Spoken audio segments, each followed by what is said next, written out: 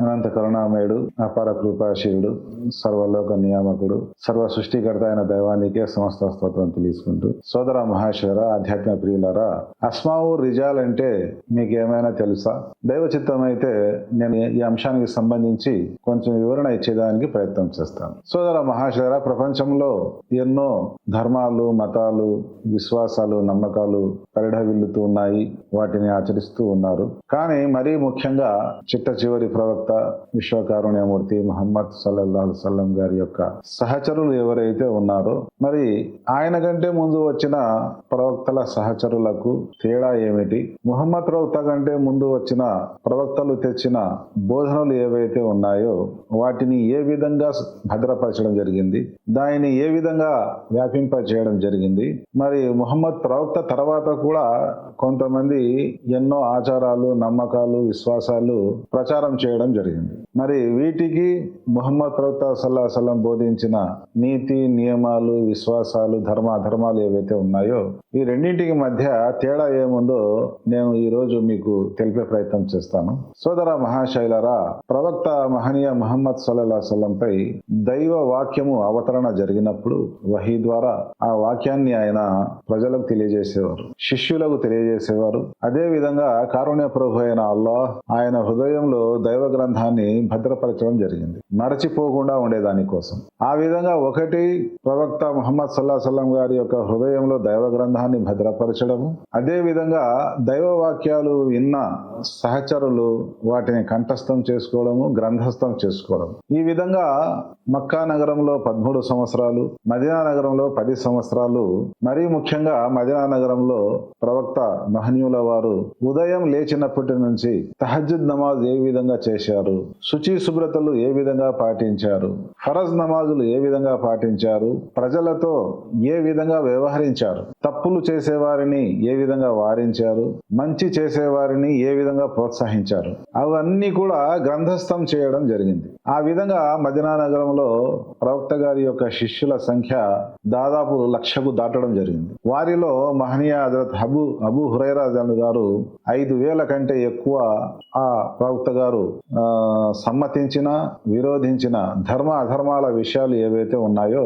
వాటన్నింటినీ ఆయన భద్రపరచడం జరిగింది, గ్రంథస్థం చేయడం జరిగింది. అదే విధంగా విశ్వాసుల మాతృమూర్తి బీబీ ఆయిషా రజానా గారు దాదాపు 2,000 పై చిల్లుకు హదీసులను గ్రంథస్థం చేయడం జరిగింది. ఎందుకు అంటే మనిషి పగలు బయట తిరుగుతూ ఉంటాడు కాబట్టి ప్రజలు చూస్తారు, కానీ ఇంట్లోకి వెళ్ళిన తర్వాత ఇంటి విషయాలు గృహస్థులకు, భార్యలకు మాత్రమే తెలుస్తాయి. ఆ విధంగా ఆ గృహ జీవితం ఏవైతే ఉందో, భార్యాభర్తల దాంపత్య జీవితం ఏదైతే ఉందో, శుచి శుభ్రతలు, సభ్యతా సంస్కారాలు, భోజనం తినడము, నీరు త్రాగడము, ఇంకా జీవితానికి సంబంధించిన చాలా విషయాలు విశ్వాసుల మాతృమూర్తి బీబీ ఆయిషా రజానా గారు గ్రంథస్థం చేయడం జరిగింది. అదే విధంగా కొన్ని వేల మంది ప్రవక్త గారి యొక్క సహచరులు దైవ గ్రంథాన్ని ప్రత్యేకంగాను, అదే విధంగా దైవ ప్రవక్త బోధనలు సపరేట్ గాను గ్రంథస్థం చేయడం జరిగింది. అదే విధంగా అస్మావుర్ రిజాల్ అంటే ప్రవక్త గారి యొక్క సహచరులు ఎవరైతే ప్రవక్త బోధనలు గ్రంథస్థం చేశారో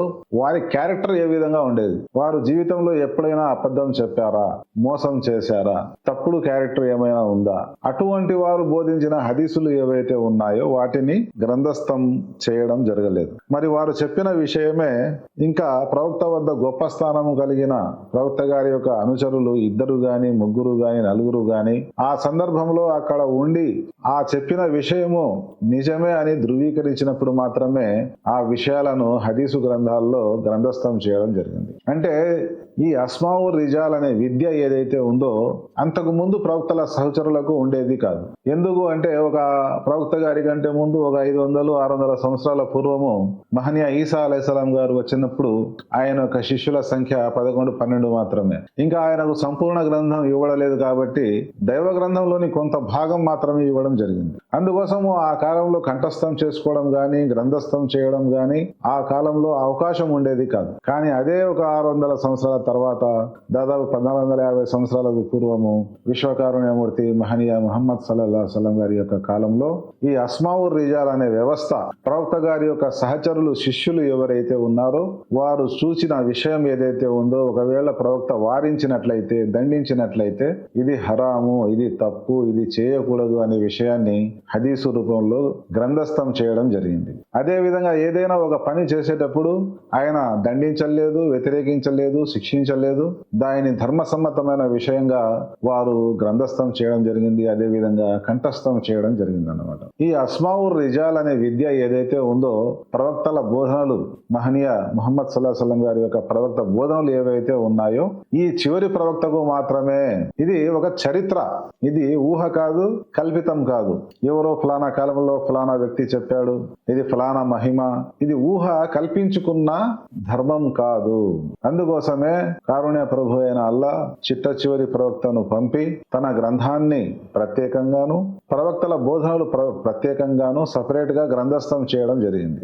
అదే విధంగా ప్రవక్త గారి యొక్క అనుచరులు, సహచరుల యొక్క సహాబాల అనుచరులు ఎవరైతే ఉన్నారో తబే తాబైన్ అంటారు, వారి యొక్క బోధనలు ప్రత్యేకంగా సపరేట్ గా గ్రంథస్థం చేయడం జరిగింది. ఎందుకంటే మిశ్రమం కాకూడదు అని. ఎందుకంటే పూర్వపు గ్రంథాలు ప్రవక్త చెప్పిన విషయం ఏది, దైవం చెప్పిన విషయం ఏది, ప్రవక్త గారి యొక్క శిష్యులు చెప్పిన విషయం ఏది, వారి తర్వాత వారి ఆ మత అనుయాయులు చెప్పిన విషయం ఏది అంత కలుగాపులం అయిపోయింది. చదువుకునే వ్యక్తి కన్ఫ్యూజ్ అయ్యేదానికి అవకాశం ఉంది, సరిగా అర్థం చేసుకోకుండా పోయేదానికి అవకాశం ఉంది. అందుకోసమే కారుణ్య ప్రభు అయిన దైవం దయతలచి మన పైన దైవ గ్రంథాన్ని ప్రత్యేకంగాను ప్రవక్త బోధనలను ప్రత్యేకంగాను అదే విధంగా వారి యొక్క శిష్యుల కేటగిరీని కూడా ప్రత్యేకించడం జరిగింది. దీనినే అస్మావుర్ రిజాల్ విద్య అంటారు అన్నమాట. వేరే ప్రపంచంలోని ఏ మతానికి గాని ఏ ధర్మానికి గాని ఇటువంటి పటిష్టమైన వ్యవస్థ ఏర్పాటు చేయడం జరగలేదు.